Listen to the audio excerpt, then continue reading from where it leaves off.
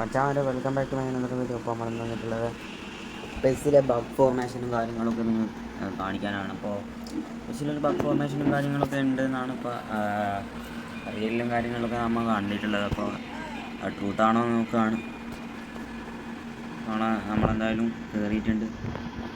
അപ്പോൾ ജസ്റ്റ് ഞാൻ സ്കോഡിൽ നിന്ന് മാറ്റുകയാണ്.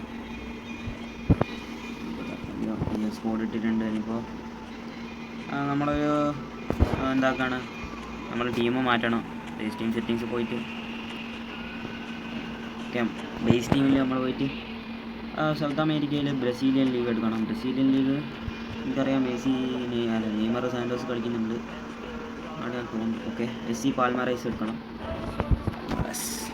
ഓക്കെ, പാൽമറൈസ് എടുത്തിട്ട് സാധാരണ നമ്മൾ ചേഞ്ച് ഫോർമേഷനിൽ പോയിട്ട് ഡിഫോൾട്ട് അടിച്ചാൽ നമുക്ക് ഈ ഒരു ഫോർമേഷൻ കാര്യങ്ങളും കിട്ടുമെന്നതാണ് പറയുന്നത്.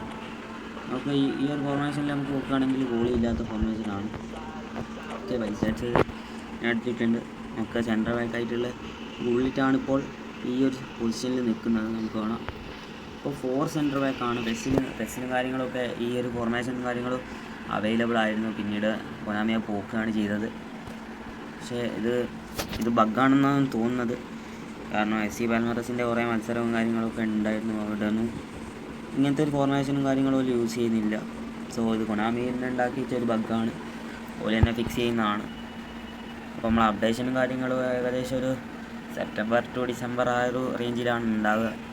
അതിൻ്റെ വീഡിയോ ഞാൻ അടുത്ത വീഡിയോയിൽ ചെയ്യുന്നതാണ്. പിന്നെ മെയിനായിട്ട് നമ്മൾ ഈ ഒരു വീഡിയോ ഏകദേശം ഈ ഒരു ഫോർമേഷൻ്റെ ഒരു കൗതുകം നോക്കേണ്ടിയിട്ടാണ്. നോക്കുകയാണെങ്കിൽ സെൻട്രൽ ബാക്കാണ്. 4 സെൻട്രൽ ബാക്കിന് നമുക്ക് ഇവിടെ യൂസ് ചെയ്യാൻ പറ്റുന്നുണ്ട്.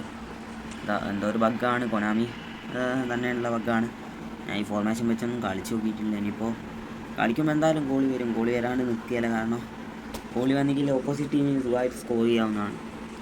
സോ ഞാനിപ്പോൾ ബാസ്റ്റണിയാണ് ഗോളിൻ്റെ ആ സ്ഥാനത്ത് CB ആയിട്ടുള്ളത്.